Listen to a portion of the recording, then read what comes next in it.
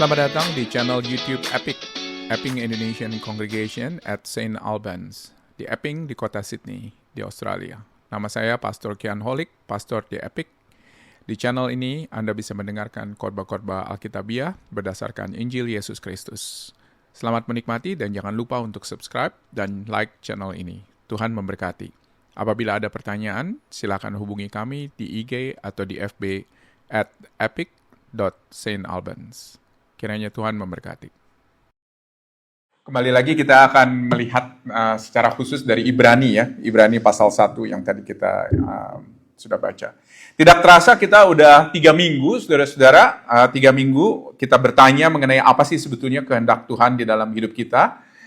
Dan terutama di dalam bagian ini kita bukan hanya mengenal kehendak Tuhan, tetapi kita juga belajar mengenai apa sih sebetulnya yang menjadi rencana Tuhan di dalam hidupku, dan apa sebetulnya yang Tuhan miliki buat aku ketika aku menjalani kehidupan ini.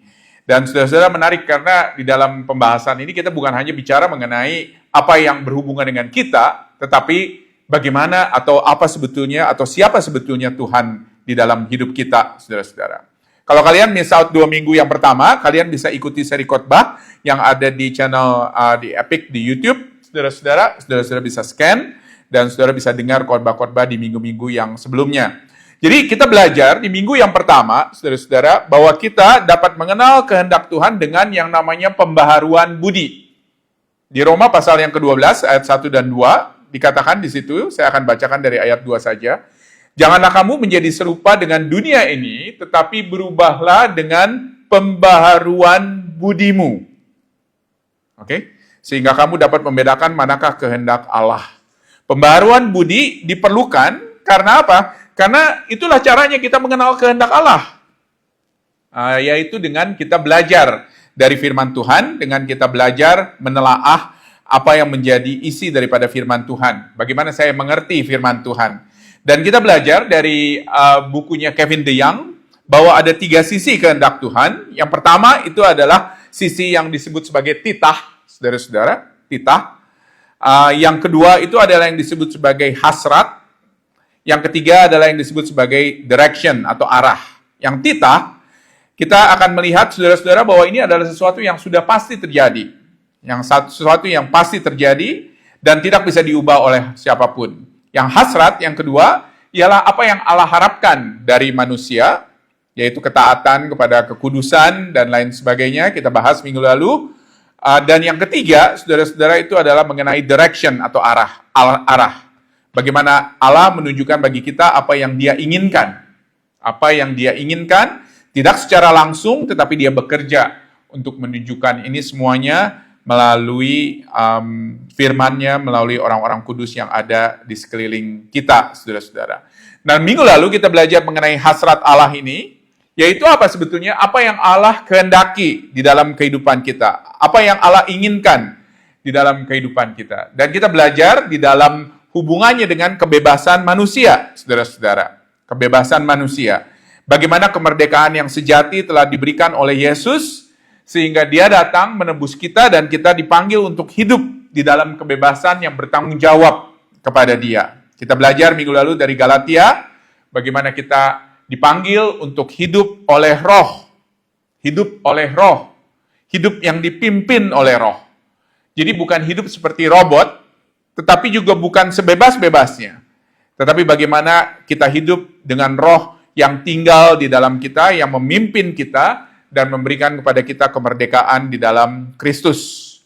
Jadi minggu lalu kita juga belajar bahwa Allah itu lebih peduli kepada kita, bukan apa yang kita lakukan, bukan di mana kita tinggal, tetapi Dia lebih peduli kepada siapa kita dan apa kita. Bagaimana kehidupan kerohanian kita di hadapan Dia. Apakah kita sudah menjadi anak-anak Allah yang bertumbuh dan hidup di dalam kekudusan. Minggu lalu saya summarize di dalam satu kalimat, God concerns more about who you are becoming than where you are going. Saudara-saudara, where you are going. Jadi kehendak Tuhan yang terutama bagi kita ialah untuk kita betul-betul setiap hari, setiap jam, setiap detik untuk mencari kerajaannya dan kebenarannya.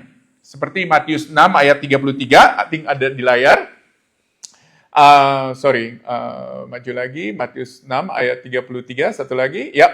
Tetapi carilah dahulu kerajaan Allah dan kebenarannya, maka semuanya akan ditambahkan kepadamu. Jadi, sekali lagi, keputusan yang terpenting di dalam hidup kita, bukan kita menjadi apa, apakah menjadi accountant atau menjadi insinyur, tetapi tinggal di mana kita, misalnya tinggal di Indonesia atau tinggal di Australia, tetapi keputusan yang terpenting ialah bagaimana kita hidup di hadapan Allah setiap saat, hidup bagi Kristus dan mati terhadap keinginan atau nafsu diri, saudara-saudara. Setiap saat. Dan pada saat ini, sekali lagi, kita dipanggil untuk bertanya kepada diri kita, sebagaimana kita sudah hidup di hadapan Allah, saudara-saudara. Dan pada hari ini, kita akan melihat secara khusus bagaimana di Alkitab Allah menunjukkan kehendaknya bagi kita. Nah, di akhir sesi ini akan ada Q&A yang ada di layar, saudara-saudara, dan saudara bisa scan QR code-nya itu untuk bertanya, karena di akhir khotbah ini akan ada waktu untuk kita Q&A, saudara-saudara. Tetapi sebelumnya mari kita berdoa bersama-sama. Mari kita berdoa. Bapa dalam surga, kami bersyukur ya Tuhan untuk cara Tuhan berbicara kepada kami, dan kami bersyukur untuk apa yang Tuhan sudah kerjakan bagi umat-Mu dan juga bagi kami. Sebentar lagi kami akan melihat kebenaran dari firman Tuhan. Biarlah kiranya Engkau yang boleh berbicara kepada kami, dan biarlah kiranya firman-Mu boleh menjadi jelas bagi kami. Terima kasih ya Tuhan, kami serahkan waktu ke depan ini ke dalam tangan-Mu, hanya di dalam nama Tuhan Yesus, firman yang hidup itu kami bersyukur dan berdoa. Amin. Kita akan melihat kembali dari Ibrani pasal yang pertama yang tadi kita baca. Saya akan bacakan sekali lagi. Setelah pada zaman dahulu Allah berulang kali dan dalam pelbagai cara berbicara kepada nenek moyang kita dengan perantaraan nabi-nabi, maka pada zaman akhir ini Ia telah berbicara kepada kita dengan perantaraan anaknya yang telah Ia tetapkan sebagai yang berhak menerima segala yang ada. Oleh Dia Allah telah menjadikan alam semesta. Nah, penulis kitab Ibrani ini, saudara-saudara, kita tidak tahu siapa. Banyak yang menduga penulis kitab Ibrani ini adalah Rasul Paulus. Dia menuliskan bagaimana cara Allah berbicara kepada umatnya. Bagaimana cara Allah berbicara kepada umatnya.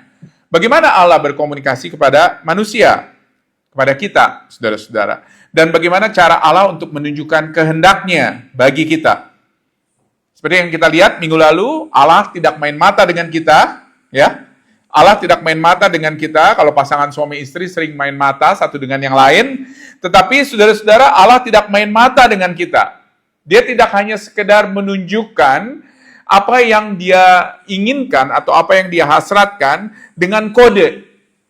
Tidak pernah, saudara-saudara. Tetapi Dia dengan kata-kata, Dia berbicara kepada kita. Nah, pada zaman dahulu dikatakan di Ibrani pasal 1, maksudnya pada zaman Perjanjian Lama, zaman yang dimengerti oleh para pembaca kitab Ibrani, kebanyakan orang-orang Ibrani, orang Yahudi, saudara-saudara, mereka tahu bahwa yang dimaksud dengan zaman dahulu itu adalah zaman Perjanjian Lama. Jadi dikatakan di zaman dulu, Allah berulang-ulang bicara dengan perantaraan nenek moyang mereka, dengan perantaraan para nabi. Make sense ya? Karena Allah memakai medium, memakai manusia untuk berbicara kepada manusia. Jadi ada banyak contoh, saudara-saudara, di mana Allah berbicara secara langsung kepada orang Israel, kepada Musa, karena Musa ini orang spesial. Dia bicara secara langsung kepada orang-orang tertentu hanya di dalam occasion yang tertentu juga. Dan dia berbicara kepada Musa di Keluaran pasal yang ketiga, contohnya, dia berbicara melalui malaikat yang muncul dari semak duri yang menyala dengan api tetapi tidak terbakar. Keluaran pasal 3 ada di layar ayat 2. Lalu malaikat Tuhan menampakkan diri kepadanya di dalam nyala api yang keluar dari semak duri. Lalu ia melihat dan tampaklah semak duri itu menyala tetapi tidak dimakan api. Tetapi di Keluaran 33, saudara-saudara, ayat 11 ada di layar juga. Dan di sini Tuhan juga berbicara kepada Musa, seperti berhadapan muka seorang berbicara kepada temannya. Saudara-saudara. Jadi ada waktunya dia berbicara dengan medium, yang seperti tadi kita lihat. Ya. Ada waktunya dia berbicara berhadapan muka. Tapi memang kasus Musa ini adalah kasus yang khusus, saudara-saudara. Dia berbicara seperti teman. Wah, ini luar biasa. Berbicara seperti teman. Jadi Q&A, ada Q&A langsung one to one, saudara-saudara, dengan Musa tanpa perantara. Nggak banyak orang, saudara-saudara, yang punya privilege seperti demikian. Tetapi ketika Allah bicara kepada orang Israel misalnya, ketika dia memberikan 10 hukum Tuhan, dia berbicara dikatakan melalui apa? Awan, guruh, kilat, api. Seperti yang kita baca di Keluaran pasal 19 hingga pasal yang ke-20. Jadi ini hal yang menakutkan ya buat orang Israel. Hal yang menunjukkan kuasa dan kebesaran Allah di dalam dunia ini, saudara-saudara. Dan banyak contoh yang lainnya di mana Allah berbicara kepada orang-orang pilihan, nenek moyang orang Israel, kepada Daud, kepada Abraham, kepada Yakub, kepada Daniel dan lain sebagainya, saudara-saudara. Tapi kembali lagi kepada Ibrani pasal yang pertama. Tapi apa? Di Ibrani pasal yang pertama, di ayat yang kedua, maka pada zaman akhir ini, ia telah berbicara kepada kita dengan perantaraan siapa? Anaknya. Yang telah ia tetapkan sebagai yang berhak menerima segala yang ada. Oleh dia Allah telah menjadikan alam semesta. Jadi, kitab Ibrani ini, di dalam kitab Ibrani ini, si penulis ingin menunjukkan bahwa Kristus itu adalah lebih superior di antara segalanya. Dia lebih superior jelas daripada Musa. Betul nggak? Musa kan Allah bisa berbicara kan secara langsung kepada dia. Kristus lebih superior dari Musa. Kristus lebih superior dari malaikat. Karena biasa Allah di perjanjian lama bicara melalui malaikat. Dia bahkan lebih superior dari imam besar.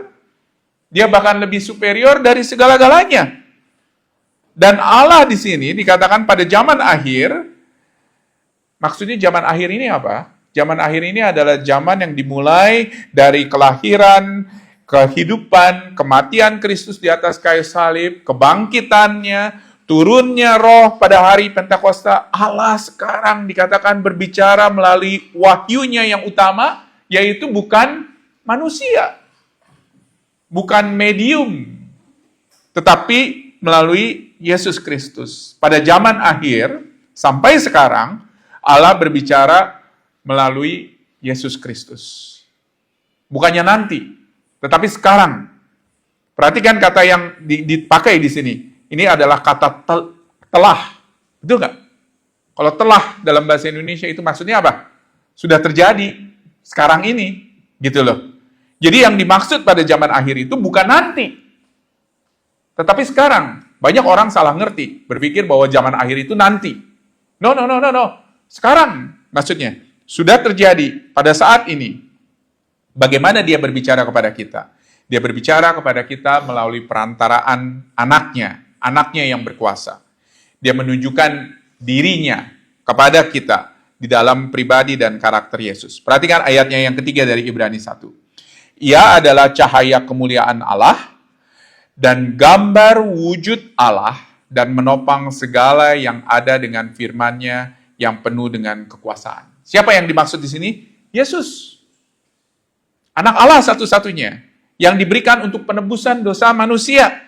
Dan keselamatan yang diberikan kepada kita di dalam Kristus itu, saudara-saudara, adalah keselamatan di mana Allah mewujudkan rencananya kepada kita. Oke? Dan menarik, saudara-saudara, bahwa penghakiman dan hukuman Allah atas dosa manusia telah ditimpakan juga pada Yesus. Jadi, Yesus yang bangkit dan Yesus yang sekarang berkuasa atas segala sesuatu, atas alam semesta, dia berhak menerima semua yang ada. Dikatakan oleh kitab Ibrani. Jadi ada nggak yang lebih powerful daripada Donald Trump? Ada. Yesus Kristus. Ada yang lebih powerful nggak dari pemimpin dunia yang lain? Ada, saudara-saudara. Yesus Kristus. Artinya apa? Saya ada quote di layar. Firman Tuhan maksudnya itu adalah kehendak Tuhan bagi kita pada saat ini berpusat di dalam Yesus. Kehendak Tuhan bagi kita pada saat ini berpusat di dalam Yesus. Allah berbicara melalui kelahiran, kehidupan, kematian, kebangkitan, pengajaran Yesus, dan Allah juga berbicara melalui para rasul. Karena mereka bersaksi mengenai siapa Yesus itu. Oke?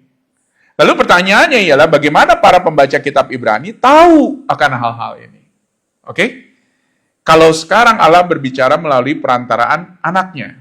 Yang pertama, mereka dan kita tahu, ya, kita juga tahu apa yang tertulis di dalam firman Tuhan, di mana Yesus berbicara dan dituliskan pada zaman kitab Ibrani ini, mereka dengar juga dari kesaksian para rasul. Mereka nggak dengar langsung dari Yesus.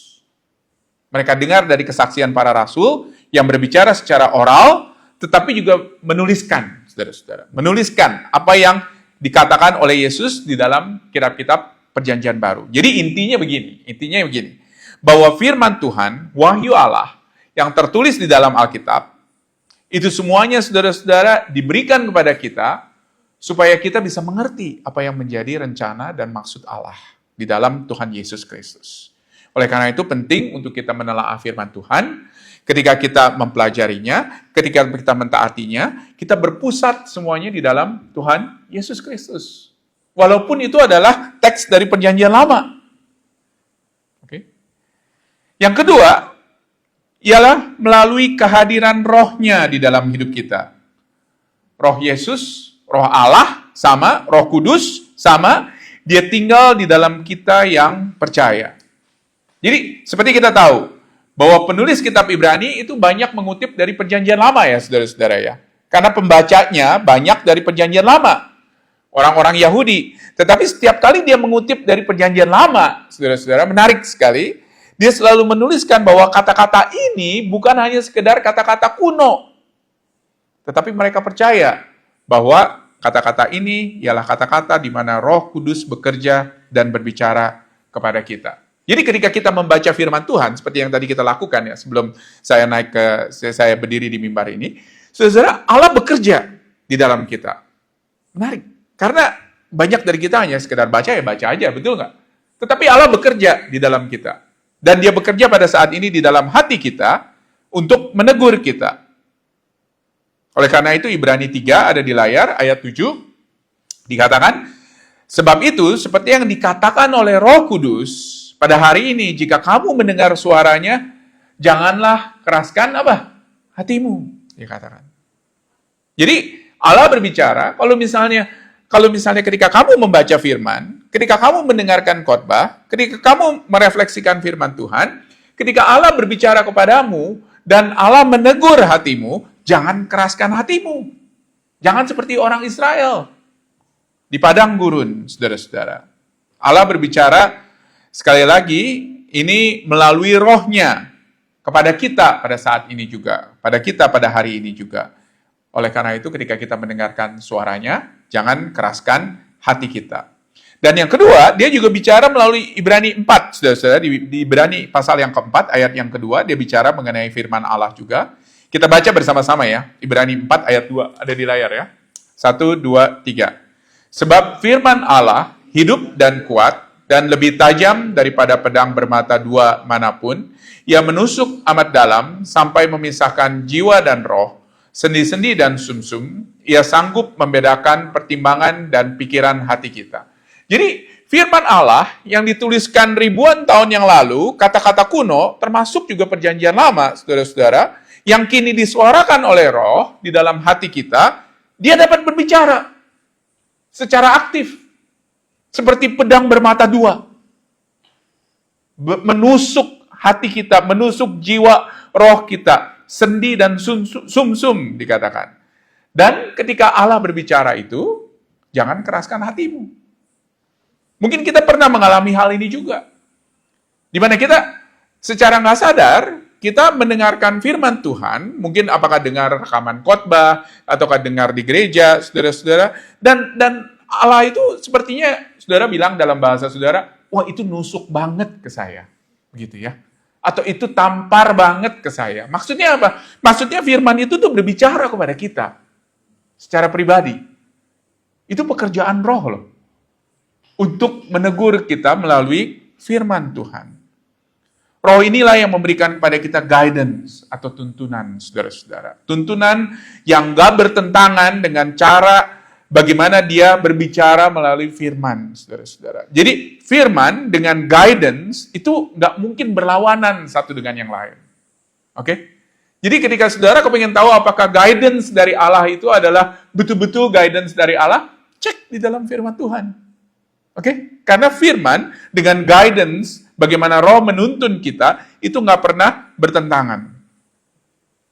Saya ada satu quote di sini, selain roh bekerja melalui firman, dikatakan, Allah tidak pernah menjanjikan untuk menggunakan cara-cara lain untuk menuntun kita. Jadi, jangan harapkan kalau Allah melakukan itu juga bagi kita.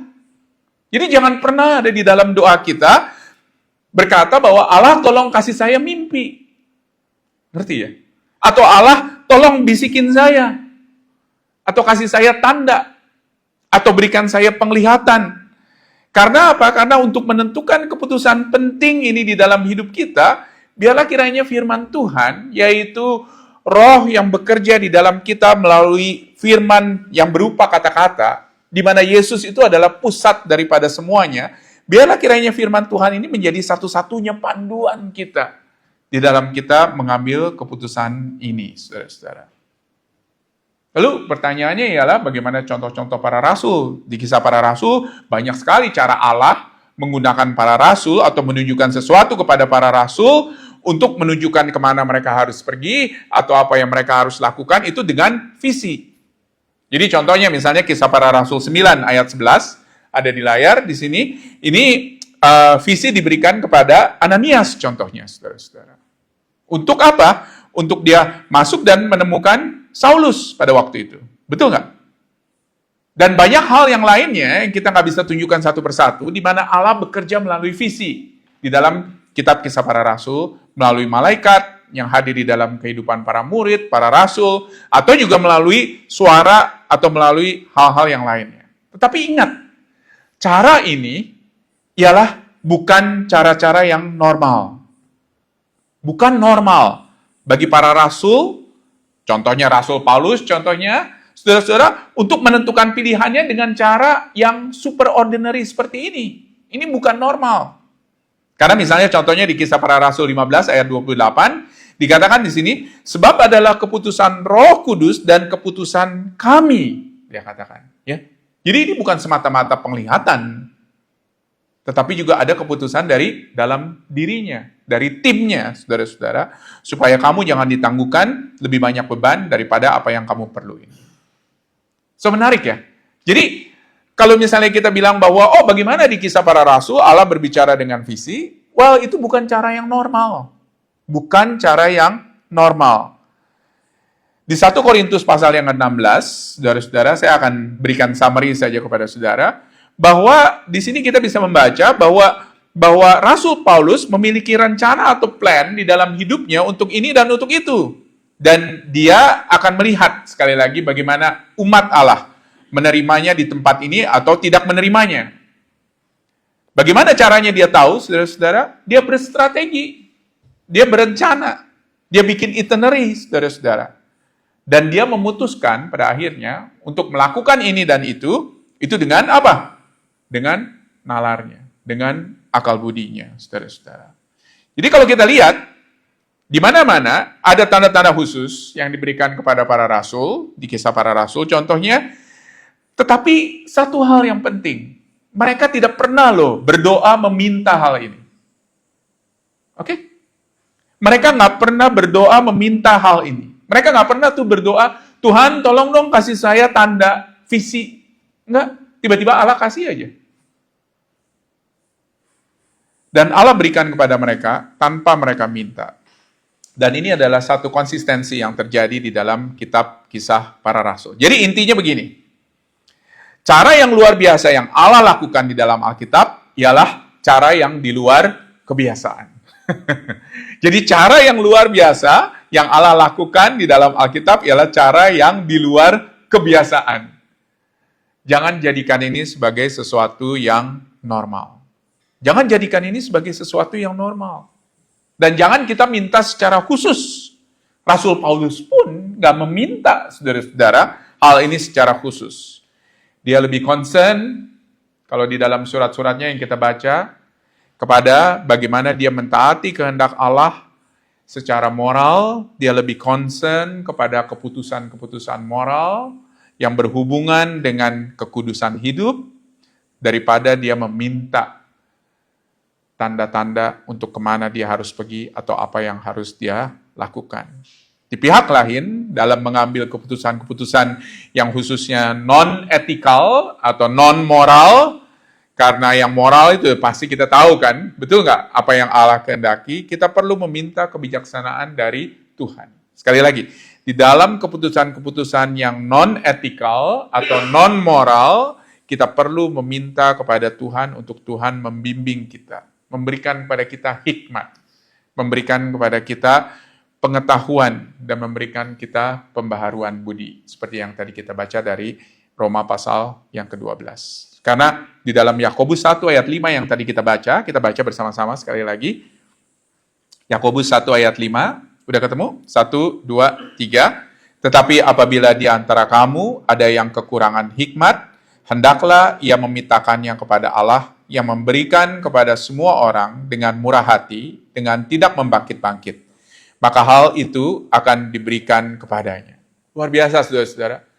Dari semua kehendak Tuhan, dari semua yang Tuhan inginkan, dari semua doa kita, saudara-saudara, doa yang pasti dikabulkan, 100%. Itu apa?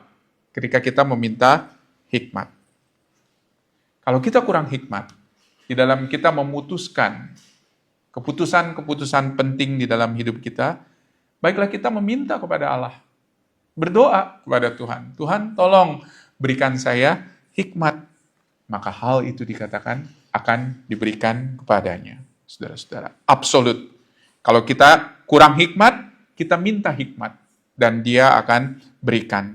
Tentunya Allah nggak akan beritahukan kepada kita setiap saat dan langsung, tetapi melalui keputusan-keputusan yang kita ambil di dalam hidup kita, dia akan menuntun kita. Dia akan memberikan hikmat kepada kita. Dan khususnya keputusan-keputusan yang non-etikal seperti ini. Oke? Jadi bagaimana cara Tuhan memimpin? Cara Tuhan memimpin itu ialah sekali lagi sesuai dengan apa yang menjadi wujud nyata daripada firman-Nya, dan firman yang diwahyukan atau diberikan kepada Tuhan Yesus. Di dalam Tuhan Yesus kita bisa belajar, saudara-saudara, apa yang menjadi kehendak Tuhan di dalam hidup kita. Mari kita berdoa. Terima kasih Bapa dalam surga buat cara Engkau berbicara kepada kami. Terima kasih buat kesetiaan Tuhan untuk terus berbicara kepada kami melalui cara-cara yang seringkali di luar dari nalar kami. Terima kasih buat firman Tuhan yang boleh menjadi panduan di dalam hidup kami, bagaimana Tuhan berbicara kepada kami. Dan biarlah kiranya ya Bapa, kami boleh Tuhan untuk melihat kebenaran firman-Mu sekali lagi, dan boleh setia kepada apa yang Tuhan inginkan dalam hidup kami ini. Terima kasih ya Bapa. Ajar kami Tuhan untuk kami boleh setia dalam hal-hal yang kecil, karena kami tahu Tuhan bahwa Engkau akan juga setia kepada kami di dalam hal-hal yang besar. Di dalam nama Tuhan Yesus kami berdoa. Amin.